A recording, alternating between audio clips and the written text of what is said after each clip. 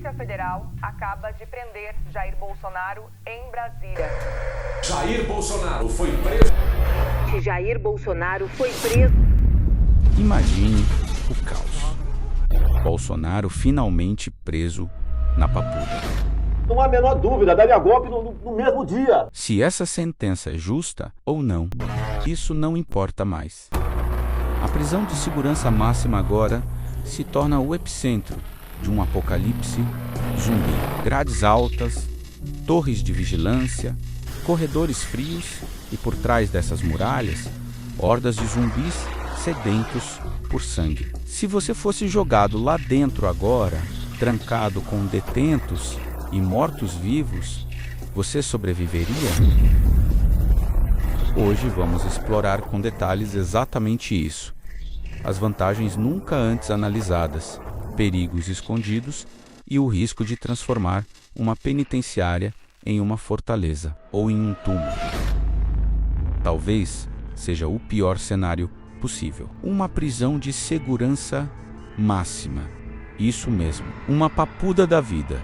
Um presídio federal ou até uma cela apertada de delegacia da Polícia Federal. À primeira vista, parece um pesadelo. Grades, concreto, portas blindadas, corredores estreitos, torres com guardas. Um ambiente que já é tenso por natureza, mesmo sem morto, tentando devorar qualquer coisa que respira. Mas, em um apocalipse, o que é inferno hoje pode virar refúgio amanhã. E garanto que sobreviver dentro de uma prisão é muito diferente do que você pensa.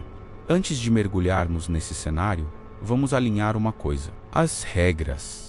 Infecção zumbi viral, como a Covid-19, máscaras, infecção por mordidas. E zumbis lentos e zumbis rápidos, recém-transformados, ainda com reflexos humanos e metabolismo acelerado. Em inglês, o termo sprinter se refere àqueles corredores insanos, movidos a pura raiva e adrenalina, que correm em alta velocidade e não param até te alcançar. Também precisamos lembrar que nenhuma prisão no Brasil é igual a outra. Por mais que o cenário seja um presídio de elite, com TV, móveis planejados e todo o conforto possível, não se iluda. Algumas penitenciárias são enormes, com divisões, pavilhões, alas isoladas, muros altos com guaritas armadas, múltiplos portões e vários níveis de contenção. Outras cadeias, como delegacias improvisadas, são pequenos infernos superlotados, com celas improvisadas, pouca manutenção e corredores abafados, com uma chance muito maior de epidemia. Prédios novos têm controles eletrônicos e portas automatizadas. Prédios velhos dependem de cadeados e grades corroídas. E tem ainda as prisões federais, como Catanduvas ou Mossoró, projetadas para contenção total, com isolamento individual, vigilância contínua e protocolos rígidos. Tendo tudo isso em mente, já podemos entrar de vez no cenário. A primeira parte são as vantagens de uma prisão. Vamos começar pelo óbvio, as defesas físicas. Especialmente presídios federais e complexos, como a Papuda, foram construídas para impedir a fuga de pessoas perigosas, não necessariamente violentas, mas com alto grau de periculosidade. E isso significa que também foram feitas para impedir invasões. Cercas de contenção, alambrados reforçados, torres altas com visibilidade ampla, portas de aço, corredores estreitos. Esses corredores funcionam basicamente como uma armadilha que obrigam qualquer invasor, vivo ou morto, a entrar por espaços pequenos, onde é fácil conter, observar ou neutralizar. O que em um dia comum é opressão, em um apocalipse vira vantagem estratégica. E por dentro ainda existem rotas de fuga internas, portas duplas, áreas de isolamento e celas que podem se tornar mini-fortalezas se houver coordenação. Uma prisão também tem várias linhas de contenção. Mesmo que um nível caia, outro ainda pode segurar, mas não para por aí. comida e água. Parece estranho, mas muitas prisões armazenam boa quantidade de alimentos secos, como arroz, feijão, óleo, farinha, biscoitos, itens de merenda, além de materiais de limpeza e produtos de cozinha industrial. Nada gourmet, mas suficiente para alimentar dezenas ou centenas de pessoas por um período inicial. Além disso, presídios federais e estaduais costumam ter reservatórios de água enormes, com capacidade para dias ou semanas, e muitos possuem sistemas próprios de tratamento básico. Você não vai beber água cristalina da montanha, mas não vai morrer de sede nos primeiros momentos. Equipamentos e ferramentas de manutenção, rádios de comunicação, geradores elétricos, câmeras, equipamentos de vigilância, grades reforçadas, material de primeiros socorros, coletes, bastões, escudos balísticos em algumas unidades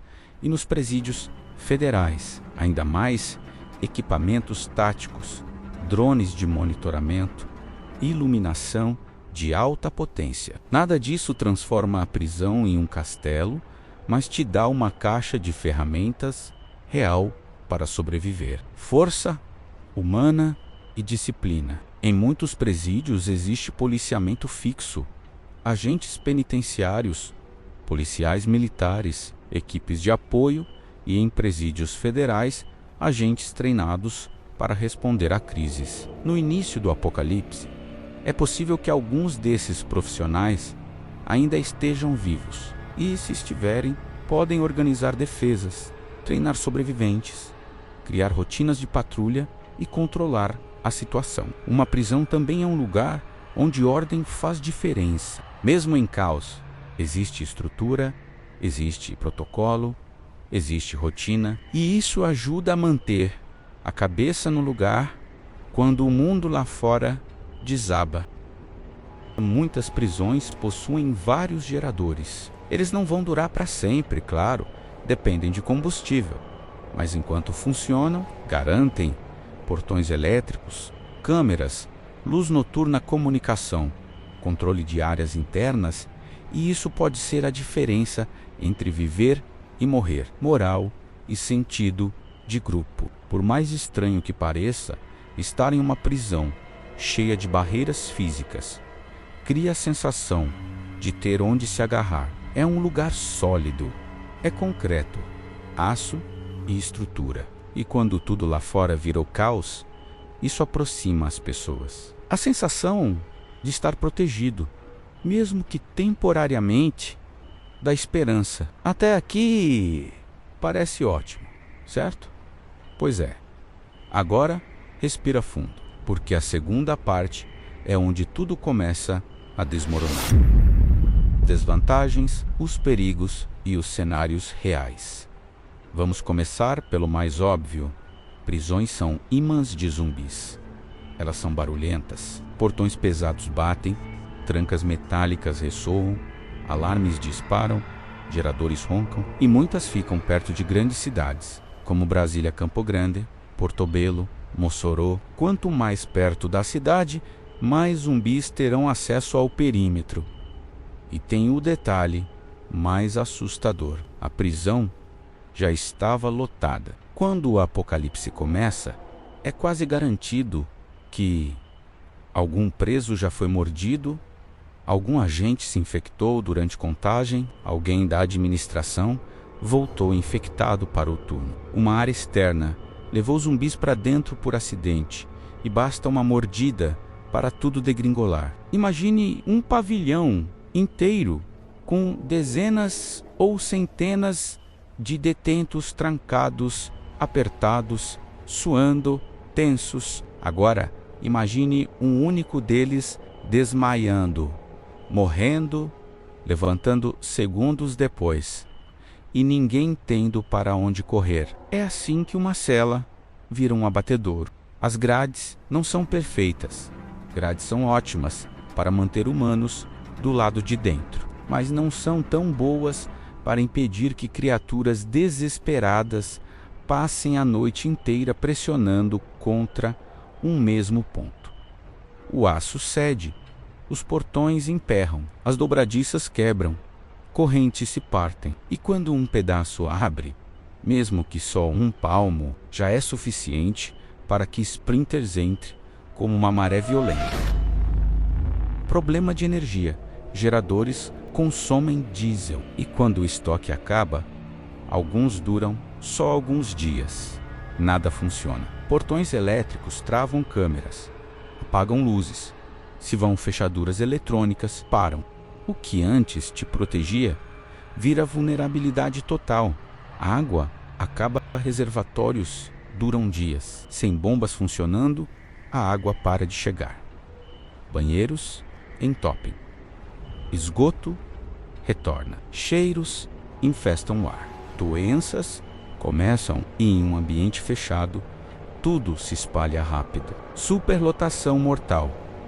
Prisões são ambientes naturalmente lotados. Mesmo com metade da população morta ou fugida, corredores são estreitos, quartos abafados, áreas comuns pequenas. A chance de disseminar gripe, infecção, diarreia, qualquer doença é absurda. O que te mata pode não ser o zumbi. Pode ser uma infecção que passaria em 3 dias em outro lugar. E os médicos e enfermeiros da unidade estavam presentes quando o caos começou, ótimo. Mas é improvável que tenham sobrevivido em um dos primeiros focos de pânico. Sem eles, não há sutura, não há antibiótico, não há triagem, não há socorro para feridos. Isso transforma cada pequeno acidente em risco de morte. Organização interna pode rupturar em teoria. Prisões funcionam com hierarquia, direção, agentes, equipes, mas quando ninguém mais responde ao governo, quando comunicação cai, quando ninguém sabe quem está vivo, as regras somem. Nasce a dúvida: quem manda agora? Quem controla as chaves? Quem decide quem fica ou sai? Quem come primeiro? Quem é prioridade? E quando pessoas desesperadas se misturam com pessoas acostumadas à violência, e tudo isso somado ao medo permanente, explosões internas são inevitáveis. Confinamento psicológico. Você não está apenas trancado. Você está enjaulado com medo contínuo, tensão acumulada e som de mortes lá fora. Febre de confinamento toma conta. Insônia, irritabilidade, crises de pânico, depressão, paranoia, violência interna e quanto maior a tensão, mais provável é alguém tomar uma decisão estúpida. E num apocalipse, decisões estúpidas custam caro. Os presos. É impossível ignorar esse cenário. Eles podem ser aliados ou podem ser ameaça. Depende da prisão, da facção, do momento, da situação. Alguns vão tentar ajudar, outros vão tentar dominar e outros apenas vão entrar em desespero e fazer qualquer coisa para sobreviver. Conflitos internos são inevitáveis. E se os presos não forem soltos de suas celas durante o surto, morrerão de inanição. Escapar pode ser muito difícil quando tudo dá errado. Sair da prisão pode ser quase impossível. Portões pesados, várias camadas de tranca, muros altos, zumbis acumulados na entrada.